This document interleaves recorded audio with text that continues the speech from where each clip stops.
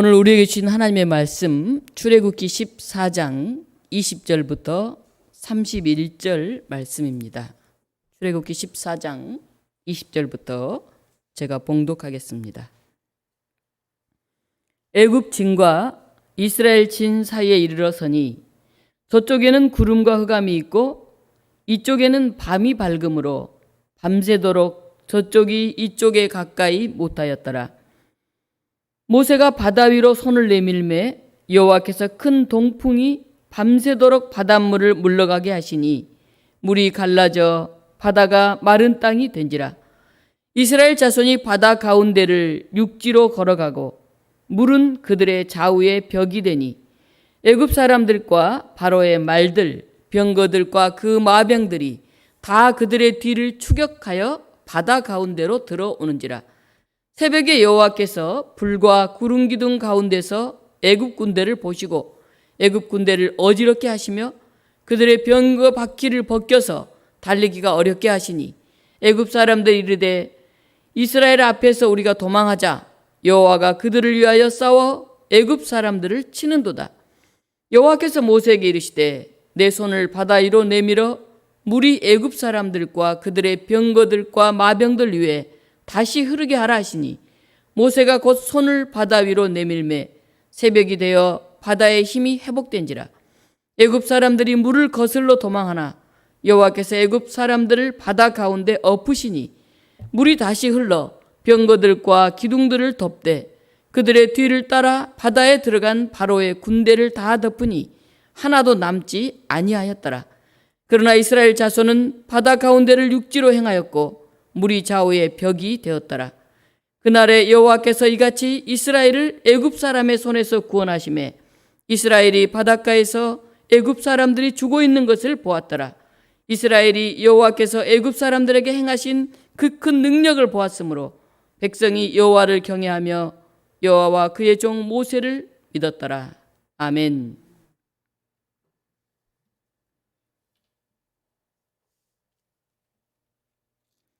오늘 이 본문을 가지고 보이는 것과 보는 것 이런 제목으로 말씀을 전하겠습니다.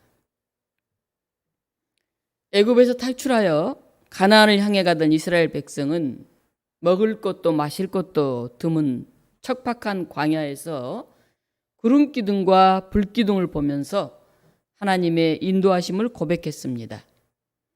이 구름기둥과 불기둥은 의지할 것 없는 광야에서 그들에게 큰 위안과 안식을 주었습니다. 오늘 이 코로나19 시대를 살고 있는 우리들에게 안심과 위안을 주는 구름기둥 같은 것은 무엇일까요? 재난지원금을 국민들에게 주겠다고도 하고 코로나 선제 무료 검사를 하기도 하고 우리 나라의 사회보장제 등 국가의 여러 사회적 제도들이 그나마 구름기둥 역할을 하고 있는지도 모릅니다. 그러나 코로나 2.5 단계로 격상이 되고 많은 사업체가 영업을 잠시 중단하고 폐업을 해야 되는가 고민을 하고 있습니다. 국가의 이런 여러 가지 제도들이 우리 안전을 지켜주지 못한다 하는 것을 모두가 뼈저리게 느끼고 있습니다. 교회에서 얼굴을 마주보고 예배드리면서 한 주간 동안 힘들었던 것, 그것을 위로받기도 하고 또 성도의 교제를 통해서 삶을 나누면서 마음의 기쁨을 때로는 아픔을 서로 털어내면서 평강을 유지하기도 했습니다. 그러나 올 봄에 이어서 이 가을에 다시 한 달여간 우리가 얼굴을 맞대고 예배드리지 못하면서 하나님의 손길을 느끼고 훈련하고 모이기를 힘쓰던 이 교회 공동체의 존재마저도 약화되고 있지 않나 하는 생각이 듭니다. 일산의 씨앗교회에서는 지난 8월 운영위원회를 열어서 이제는 어디서 예배드리는가가 문제가 아니라 어떻게 예배드리는가가 중요하다 이렇게 얘기하면서 예배당의 보증금을 빼고 또 그 임차료를 가지고 전교인 기본소득으로 매달 30만 원씩 6개월을 나눠주기로 했습니다. 그런데 기본소득이 필요치 않거나 더 어려운 사람을 돕고자 하는 가정은 교회에 그 기본소득 헌금을 해도 좋습니다. 그렇게 이야기를 했습니다. 한 50여 명이 모이는 그런 교회입니다. 당분간은 카페에서 온라인으로 예배드리면서 소규모 교제만 하고, 그리고 코로나19 상황을 지켜보면서 다시 모일 예배당을 마련할지 아니면 새로운 예배를 드릴지 추후에 논의하기로 했다고 합니다. 하나님의 현존처럼 느껴지는, 하나님의 현존의 상징으로 여겨졌던 그런 교회당에 갈 수 없게 된 때에 우리는 어떻게 하나님과 교제를 해야 할까요? 아마 예루살렘 성전이 무너지고 선민이라고 자부하던 이스라엘 백성들이 바벨론 포로로 끌려갔을 때도 그들은 하나님의 부재를 경험하면서 우리는 어떻게 할까 심각한 고민을 했을 것입니다. 하나님의 10가지 재앙을 통해서 겨우 애굽에서 탈출해 나온 이스라엘 백성들은 앞에는 홍해바다가 있고 뒤에는 자신들을 추격해온 파라오의 군대를 보면서 하나님의 부재를 느꼈을 것입니다. 우리들을 앞에서 인도하던 이 구름 기둥, 하나님의 임재처럼 느껴졌던 그것이 어느 순간 보이지 않을 때가 있습니다. 오늘 성경 본문도 바로 그러합니다. 오늘 출애굽기 14장 20절에 보면 애굽 진과 이스라엘 진 사이에 이르러서니 저쪽에는 구름과 흑암이 있고 이쪽에는 밤이 밝음으로 밤새도록 저쪽이 이쪽에 가까이 못하였더라. 이렇게 쓰여져 있습니다. 표준 세번역에는 이렇게 번역합니다. 이집트 진과 이스라엘 진 사이를 가로막고 섰습니다. 그 구름이 이집트 사람들이 있는 쪽은 어둡게 하고 이스라엘 사람이 있는 쪽은 환하게 밝혀주었으므로 밤새도록 양쪽이 서로 가까이 갈 수 없었습니다. 이렇게 번역하고 있습니다. 이집트 노예 생활에서 탈출한 이스라엘 자손들을 붙잡기 위해서 이집트 파라오의 군대가 쫓아옵니다. 앞은 바다고 뒤는 군대입니다. 물러설 곳이 없습니다. 끝장이죠. 이스라엘 백성들이 두려움에 떨면서 공황 상태가 돼가지고 하나님께 마구 부르짖습니다. 오늘 10절 우리가 읽기 바로 전에 나와 있는 본문입니다. 그 부르짖음은 하나님의 부재 상태에 대한 탄식이에요. 하나님이 계시지 않는 것 같은. 그리고 나아가서 지도자 모세를 원망하죠. 11절에 보면 괜히 나왔어. 지금까지 하나님을 바라보면서 보이지 않는 그 나라 그 땅을 향해서 걸어왔는데 야 정말 잘못 나온 것 같아. 이 출애굽 자체에 대한 회의가 밀려오기 시작했습니다. 이스라엘 사람들 눈앞에 지금 보이는 것은 홍해 바다와 뒤에 보이는 파라오의 군대뿐입니다. 그들은 바로 얼마 전에 에집트 땅에서 하나님이 일으키신 10가지 재앙을 목격했습니다. 그런데 지금은 그 하나님의 은혜를 까마득하게 잊어버리고 있습니다.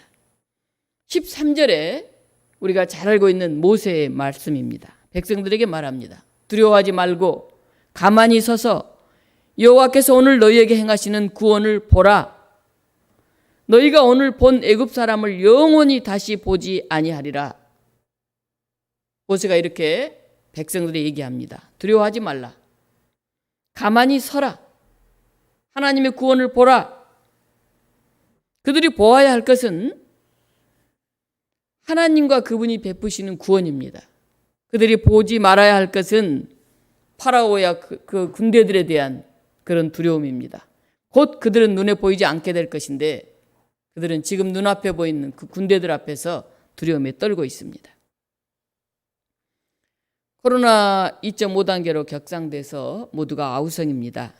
학원, 체육관, PC방, 교회 다 비대면으로만 가능합니다. 음식점도 9시 이후에는 금지입니다. 제가 가까운 학원을 하고 있는 한 분이 중대형 학원은 10명 미만 모임까지는 허용해달라고 학원장들이 그렇게 요청을 한다고 합니다. 이 작은 공부방은 모일 수 있도록 잠시 했거든요. 근데 그 공부방은 한 10명, 15명 모여요. 근데 학원들은 20명, 30명, 50명, 100명 모이는데 그 중간 학원들은 실시간 같은 시간대에는 보통 10명이 채 모이지 않아요. 그런데 대형 학원과 똑같이 이렇게 금지를 시키니까 너무 힘들다. 그래서 같은 시간대에 10명 미만은 허용하게 달라. 이런 요청을 하는 것을 보았습니다. 식당은 9시까지 문을 닫으니 사람들이 밥 먹다 나가야 됩니다. 그러니까 1시간만 더 연장해 주십시오. 10시까지만이라도 해주세요. 그러면 좀 장사하는데 조금 낫겠습니다. 그렇게 사정을 합니다. 이제 오늘 저녁에 코로나 2.5단계를 더 연장을 할지 아니면 이렇게 자영업자들이 아우성이 심하니 이걸 조금 더 내릴지 정부에서도 상당한 고민 가운데 있습니다. 하루 100명 이하로 떨어지지 않고 있는데 연장하자니 못 살겠다고 자영업자들이 난리고 다시 또 좀 낮추자니 안전이 보장되지 않아서 굉장한 고민을 하고 있는 걸로 압니다. 위태롭고 두려울 때 사람들은 어떻게 반응을 할까요? 힘들고 어려우면 자기 주변의 다른 사람들을 부정적으로 평가합니다. 그동안 좋았던 것, 잘했던 것, 그걸 다 평가절하합니다. 나아가서 타인에게 그 책임을 전가합니다. 누구 때문에? 이렇게 얘기합니다. 누구 때문에? 우리가 보는 것이 우리의 마음을 좌우하게 됩니다. 모세는 하나님의 약속을 믿었고 하나님의 말씀을 붙들었습니다. 그는 가나안의 소망 그리고 하나님의 약속을 보고 있습니다. 그의 마음속에 또 눈으로 보는 것처럼 생생하게 보고 있습니다. 그러나 이스라엘 백성들 눈에는 파라오의 군대만 보입니다. 그렇게 많이 보아왔던 하나님의 은혜, 그 놀라운 기적, 그것들은 하나도 기억이 나지 않습니다. 그래서 그 은혜를 부정하고 모세를 비난합니다. 오늘 15절에 하나님은 모세에게 말씀하십니다. 너는 어찌하여 내게 부르짖느냐? 이스라엘 자손에게 명령하여 앞으로 나아가게 하라. 19절에 이스라엘 진 앞에 가던 하나님의 사자가 그들의 뒤로 옮겨가매 구름 기둥도 앞에서 그 뒤로 옮겨. 이스라엘 백성 앞에 구름 기둥이, 불기둥이 그들을 인도해 갔고 그게 하나님의 임재의 상징으로 여기면서 그 구름 기둥에 따라서 이스라엘 백성들은 행진을 했습니다. 그런데 갑자기 그 구름 기둥이 이스라엘 백성들의 뒤로 옮겨갑니다. 눈앞에 구름 기둥이 사라진 것이죠. 눈앞에는 큰 홍해 바다가 그들 앞을 가로막고 있습니다. 그런데 오늘 본문에는 놀라운 이야기가 나와 있습니다. 애굽 진과 이스라엘 진 사이에 구름 기둥이 섰다.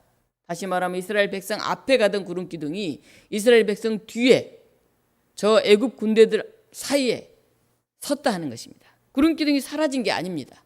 눈앞에는 보이지 않지만 우리 저 뒤에서 더 큰 적들을 그 기둥이 가로막고 있는 것입니다.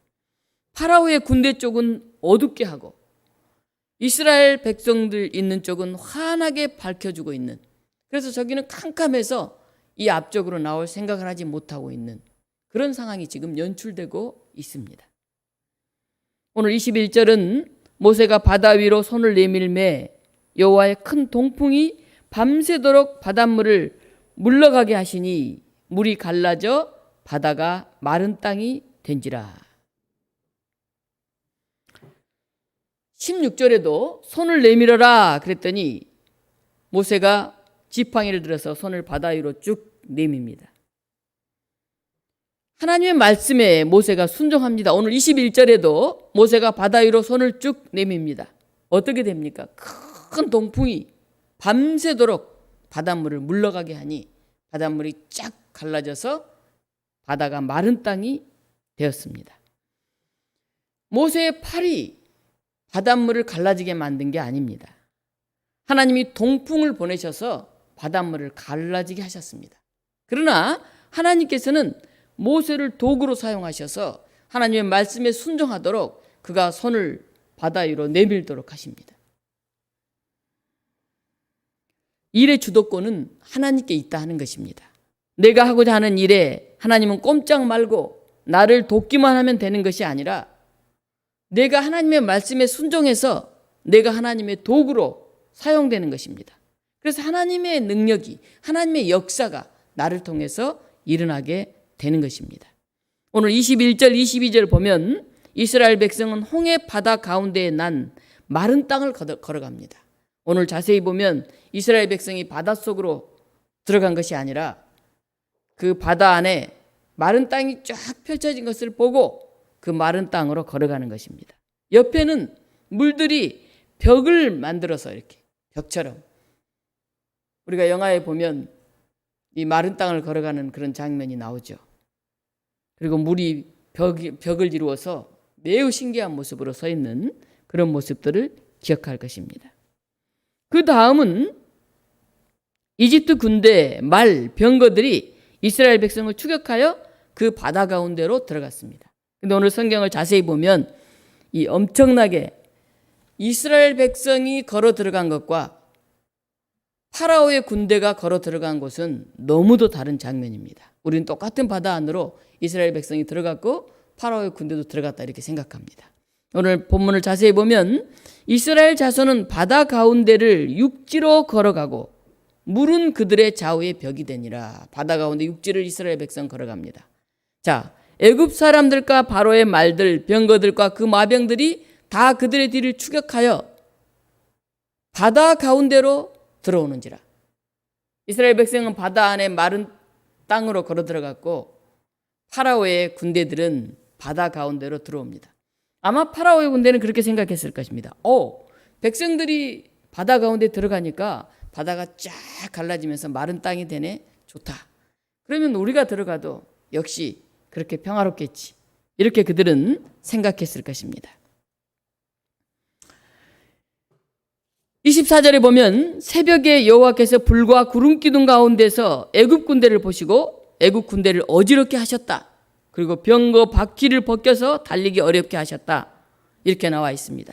다시 이제 모세에게 명령합니다. 내 손을 내밀어라. 모세가 다시 하나님의 명령에 순종해서 손을 바다 위로 내밉니다. 그러자 이번에는 갈라졌던 물이 닫혀지면서 그 바다 안에 들어왔던 파라오의 군대들, 마병들이 다 바닷속에 사장됩니다. 애굽 사람들이 물을 거슬러 도망하나 여호와께서 애굽 사람들을 바다 가운데 엎으셨다. 28절에 하나도 남지 아니하였더라. 이렇게 쓰여져 있습니다. 오늘 너희들은 두려워 말라. 가만히 서라. 하나님의 구원을 보라. 이렇게 얘기했는데 드디어 이스라엘 백성들은 그들의 눈앞에 놀라운 장면을 보게 됩니다. 오늘 30절입니다. 우리가 함께 30절, 31절 말씀을 같이 한번 읽어보겠습니다. 출애굽기 14장 30절, 31절 한 목소리 읽어보겠습니다. 그날에 여호와께서 이같이 이스라엘을 애굽 사람의 손에서 구원하심에 이스라엘이 바닷가에서 애굽 사람들이 죽어 있는 것을 보았더라. 이스라엘이 여호와께서 애굽 사람들에게 행하신 그 큰 능력을 보았으므로 백성이 여호와를 경외하며 여호와와 그의 종 모세를 믿었더라. 네, 아멘. 그들이 본 것은 그렇게 무서웠고 그렇게 두려웠던 바로 그 파라오의 군대들이 죽어 있는 그런 모습이었습니다. 그들이 본 것은 하나님께서 애굽 사람에게 행하신 그 큰 능력이었습니다. 그걸 보았기 때문에 백성은 여호와를 경외하며 여호와와 그의 종 모세를 믿었다. 이렇게 오늘 성경에 기록하고 있습니다. 어찌 보면 백성들이 스스로 본 것이 아니라 하나님께서 그것을 보여지게 했다. 이렇게 우리가 생각해야 합니다. 13절 보라. 그렇게 하신 말씀이 오늘 30절 31절에 드디어 이루어졌습니다. 그들이 보았더라. 그걸 보았으므로 여호와를 경외하며 모세를 믿었더라.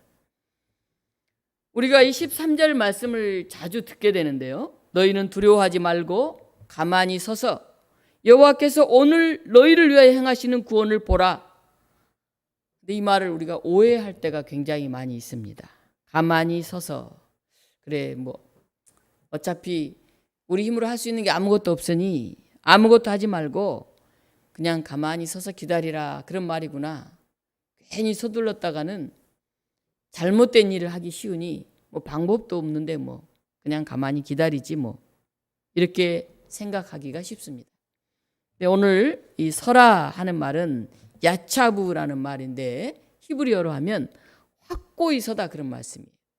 그리고 아람어는 꾸준히 지속하다, 그런 뜻으로 사용이 됩니다. 다시 말하면 그냥 아무것도 하지 않고 뭐 능력도 없고 생각도 없고 어떻게 해야 될지도 모르니까 그냥 소극적으로 가만히 있어라, 그런 의미가 아닙니다. 자신이 서 있어야 할 자리에 확고하게 꾸준하게 지속적으로 그 자리에 서 있어라 하는 것입니다. 누군가를 직면해서 서 있는 것을 말하는 거예요. 하나님 앞에 그분이 어떻게 행하실지를 직면해서 보면서 우리가 기대하면서 기다리고 있는 거죠. 마음을 추스리면서 하나님이 이 일을 통해서 어떻게 우리 안에 개입하실지 기다리며 멈추어 있는 매우 적극적인 의미의 대기 상태를 말하고 있습니다. 코로나19로 모든 것이 수습된 것 같은데요. 그래서 우리는 가만히 서 있는 것 같은데 소극적으로 그냥 어찌할 수 없이 서 있는 것이 아닙니다. 하나님이 이 시간을 통해서 어떻게 우리에게 역사하실지, 우리 앞에 어떤 모습으로 하나님이 나타나실지, 우리에게 무엇이라고 명령하실지, 그것을 우리가 준비하고 기대하면서 우리가 지금 멈추어 서 있는 것입니다. 하나님은 모세에게 말씀하십니다. 15절에 너는 어찌하여 내게 부르짖느냐, 이스라엘 자손에게 명령하여 앞으로 나아가게 하라, 그렇게 말씀하십니다.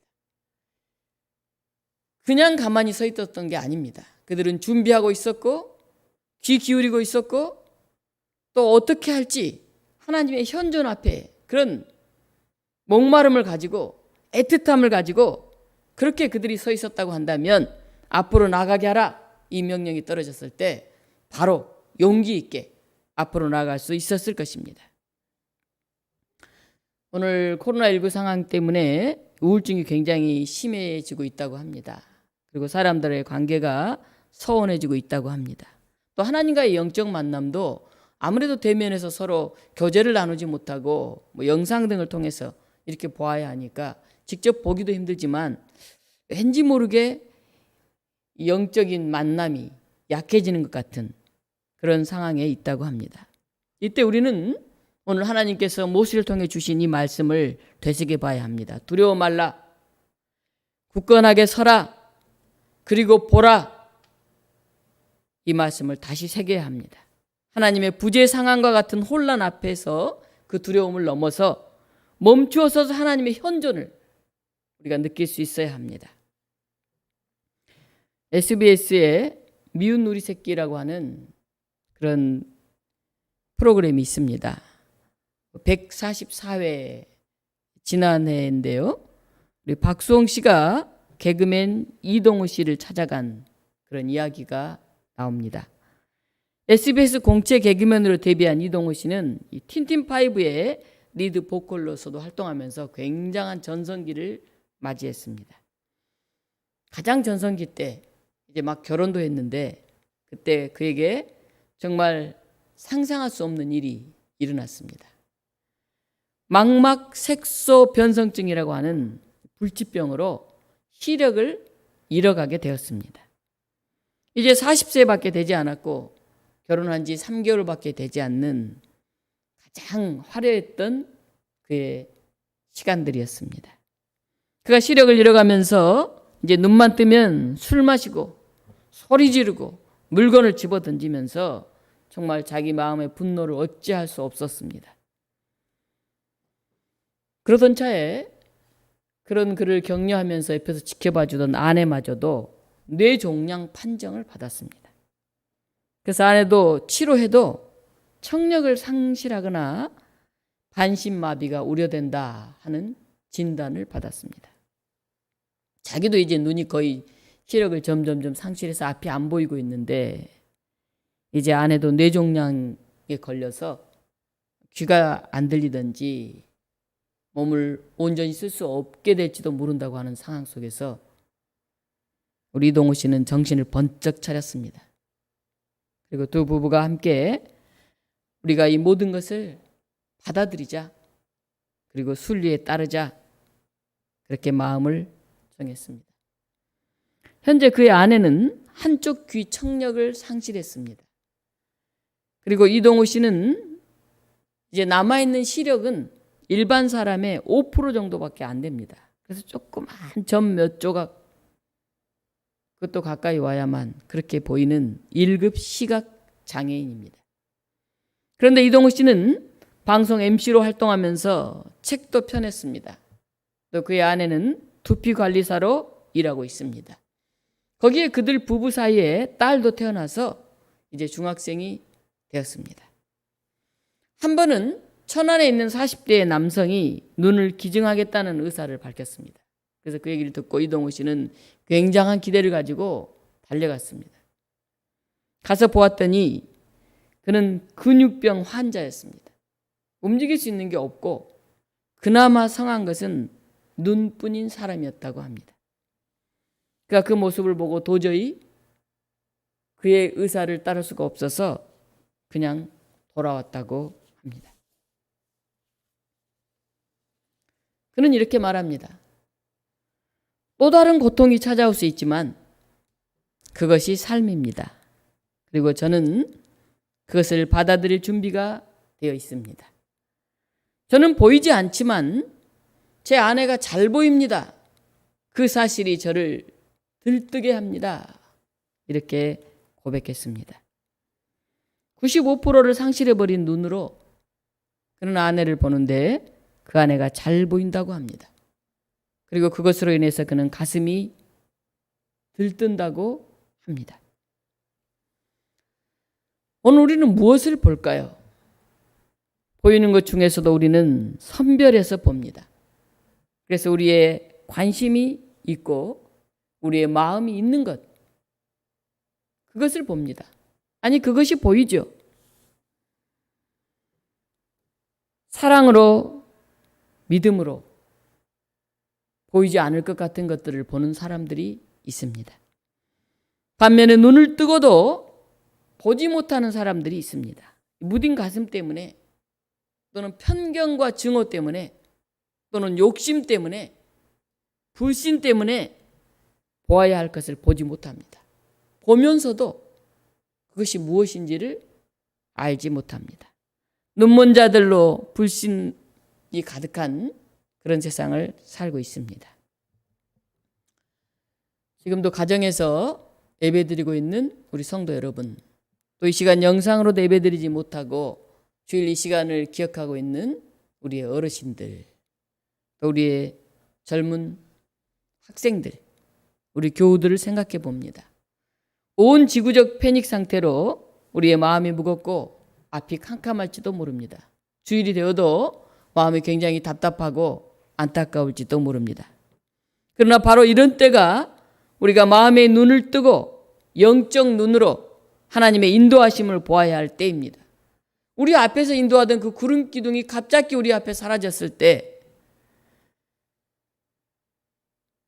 때로는 우리 눈앞의 구름 기둥이 앞에서 우리를 인도하던 때보다 우리 눈앞에는 보이지 않지만 그 어딘가에서 더 효율적인 하나님의 방식으로 우리를 보호하고 인도하고 있는 그런 방향을 우리는 기억해야 합니다.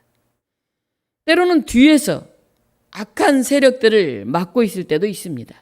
이스라엘 백성의 눈앞에는 구름 기둥이 보이지 않았지만은 하나님은 필요에 따라서 구름 기둥의 위치를 옮기시면서 이스라엘 백성을 여전히 보호하고 인도하고 계셨습니다. 홍해바다 앞에서 여호와께 부르짖는 백성들의 외침을 하나님은 들으셨고 하나님은 그 놀라운 일을 나타내 보이셨습니다. 오늘 이런 어려움의 순간에 우리가 더 하나님 앞에 목소리 높여서 아니면 침묵으로 너무나 애절하고 간절하게 간구할 수 있었으면 좋겠습니다. 우리가 그리고 하나님의 말씀을 통해서 하나님의 현존을 느끼면서 이 놀라운 하나님의 신비를 깨달을 수 있었으면 좋겠습니다. 오늘 우리가 다 다른 자리에 있지만 하나님께서는 여전히 구름 기둥과 불 기둥으로 우리 눈앞에 비록 그것이 보이지 않을지라도 우리를 보호하시고 인도하고 계신다는 것을 다시 한번 기억하면서 용기를 내고 힘을 내어서 앞으로 나아가는 하나님의 놀라운 그 능력을, 그 기적을 눈으로 보는 독립문 교우 여러분들 되시기를 주님의 이름으로 축원합니다. 기도하겠습니다.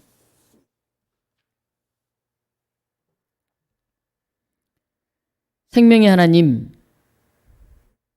눈을 뜨고 있어도 앞이 캄캄할 때가 있습니다. 그러나 눈을 감고 있어도 그 따뜻한 사랑이 느껴질 때도 있습니다. 하나님, 우리가 보아야 할 것을 제대로 보는 믿음의 사람들이 되게 하여 주시옵소서. 세상은 어두워도 어떤 때는 절망처럼 보여도 우리 가슴에 그 뜨거움이 하나님께로부터 받았던 그 놀라운 은총이 우리의 마음을 뒤흔들게 하시고